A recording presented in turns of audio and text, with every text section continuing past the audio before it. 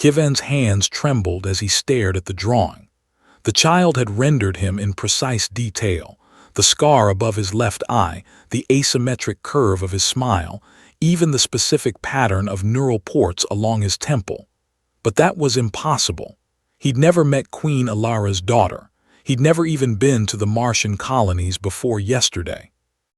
"I don't know," he said honestly, meeting the Queen's calculating gaze.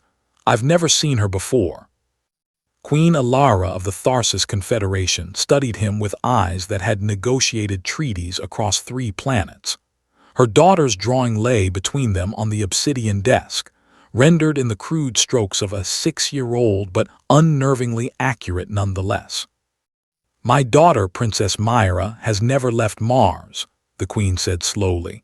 "She's been in the royal habitat since birth due to her condition. Our physicians call it temporal displacement syndrome. She experiences moments from multiple time streams simultaneously." Kiven felt his pulse quicken. As a quantum engineer from Earth's Institute of Temporal Mechanics, he knew TDS was theoretical, a hypothetical side effect of humanity's experiments with causality drives. No confirmed cases existed. "That's not possible," he said. "TDS has never been documented in humans." Nevertheless, the Queen gestured to a wall screen. It flickered to life, showing surveillance footage of a small girl in a medical bay connected to monitoring equipment. The timestamp read 3 months prior. The child sat upright suddenly, screaming a name: Kiven. The footage jumped forward. The girl drew frantically, her small hands moving with inexplicable precision. When she finished, she looked directly at the camera and said, "He needs to remember, before the cascade." The screen went dark. "She's been drawing you for 3 months, Queen Alara said quietly. "Different versions, different ages. In some you're older, in others younger, but always you, always with those ports, always with that scar." She leaned forward. "So I'll ask again, Dr. Kiven Terrence Chen, how does my daughter know you?" The full name struck him like a physical blow. He'd introduced himself only as Kiven, a consultant from Earth. His credentials were sealed under Earth government classification. The Queen shouldn't have known his full designation. "How did you?" "Because you're famous, Dr. Chen. Or rather, you will be." She pulled up another image, a historical archive file marked with a date 3 years in the future. It showed an older Kiven standing beside a massive structure labeled the Cascade Engine, Earth's first causality bridge. His blood ran cold. "This hasn't happened yet," he whispered. "No, but according to my daughter's visions, it will. And according to those same visions, it will also destroy everything. The engine will tear a hole in causality itself. Earth, Mars, the Belt colonies, all caught in a temporal collapse." The Queen's voice remained steady, but her knuckles were white against the desk. "She saw you die in that collapse. She's been drawing your death for 3 months, over and over." Kiven's mind raced through the implications. The project he'd been recruited for, the theoretical causality bridge that would allow instantaneous travel through time as well as space, was still in early design phases. Only a handful of people knew about it. It shouldn't exist in any historical archive, especially not one dated 3 years ahead. "If she's experiencing TDS," Kiven said carefully, "then she's not just seeing one timeline, she's seeing probabilities, branches. The future isn't fixed." "Precisely why I arranged for you to come to Mars." The Queen stood, walking to the window that overlooked the rust-red landscape of Tharsis. "The consultation request from our terraforming division was fabricated. I needed you here, away from your research, away from the Cascade project." "You're trying to prevent the timeline she's seeing."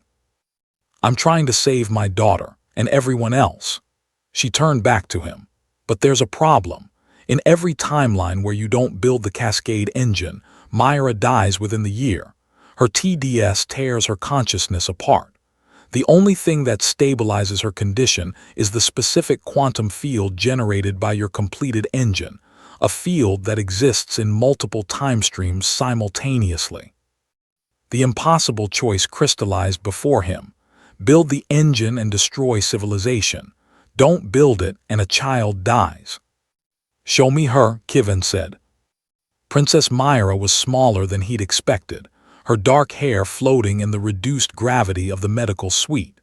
When Kivin entered, her eyes, too old for her young face, tracked him with instant recognition. "You came," she said simply. "I told Mama you would." "Hello, Myra." Kivin knelt beside her bed, mindful of the monitoring equipment. "Your mother showed me your drawings." "I see you lots of times," Myra said. "In the bright place where everything happens at once." She tilted her head. "You're sad there, you're trying to find someone." A chill ran through him. His sister, Anna, had died 5 years ago in a shuttle accident. The Cascade Project had begun as his obsession. If time could be bridged, if causality could be manipulated, perhaps death itself wasn't final. "How do you know about that?" he asked softly. Myra reached out and touched his hand. The moment her skin made contact, Kivin's vision exploded. He saw himself older, standing at the Cascade engine's controls as reality fractured around him. Anna alive, stepping through a shimmer in spacetime, confusion on her face. The Cascade effect spreading outward, unraveling cause and effect across the solar system.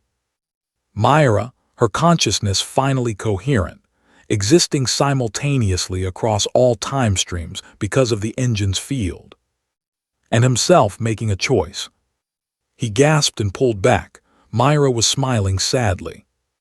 "You see now," she said. "You build it for Anna to bring her back, and it works, but it breaks everything else." "But you survive," Kivin said, understanding dawning.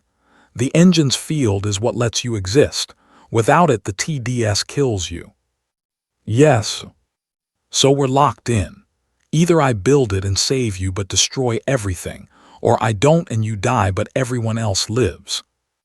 "No," Myra said firmly. "There's a third path, I've seen it.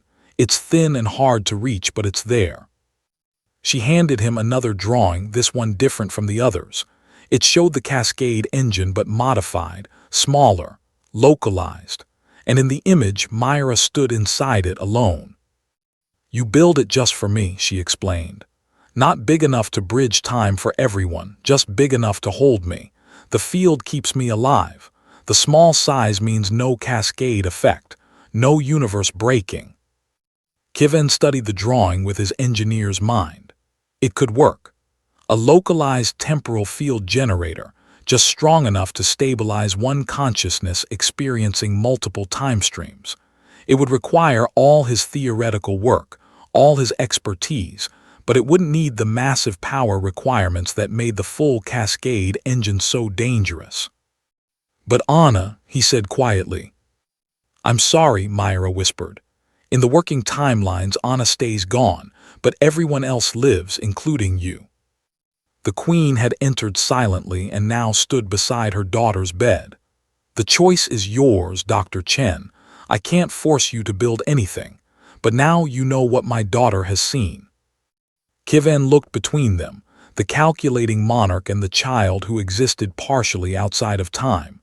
He thought of Anna, of 5 years of grief and obsessive research, of the possibility, however destructive, of seeing his sister again. Then he thought of the billions of lives across 3 worlds, all the other sisters and brothers and children who deserved their own futures. "How long do I have?" he asked. 3 months, the Queen said. "That's when your team on Earth will achieve the breakthrough that makes the full Cascade viable, the moment you return and give them the final calculations." "Then I'm not going back." Kivin stood. "At least not with those calculations. Instead, I'll need your fabrication facilities, your best quantum engineers, and complete secrecy." Myra's face lit up with something like hope. "You'll build the personal field generator?" Queen Alara asked. "I'll try, no promises. But if there's a timeline where everyone lives, including you, Myra, then that's the one I'm choosing." The girl reached out and took his hand again, but this time there was no vision, just the simple touch of a child who was, for a moment, existing in only one timeline. "Thank you," she said. "I'll still see you lots of times in my field, but I'll also just be here, really here." As Kivin left to begin the most important work of his life, he paused at the door. "Myra, in your visions, in the timelines where I build your stabilizer, am I happy?" She considered this with the gravity of someone who had seen countless versions of countless lives. "Yes," she said finally. "Not in the same way as with Anna back, but you help people, you save people, and one day you fall in love with someone new. Her name is Dr. Sarah Voss. She works on Mars. You meet her in 4 months." Kivin smiled despite himself. Good to know. As he walked the corridors toward the fabrication labs, he felt the weight of Anna's loss settling into something new, not forgotten, but accepted. Grief transformed into purpose. Behind him in her medical suite, Princess Myra drew one final picture. Kivin, older and smiling, standing beside a woman with kind eyes. Around them, the timeline held firm and true. The cascade that would have broken the universe remained, forever unbuilt. And the girl who saw through time finally found her place in it. End.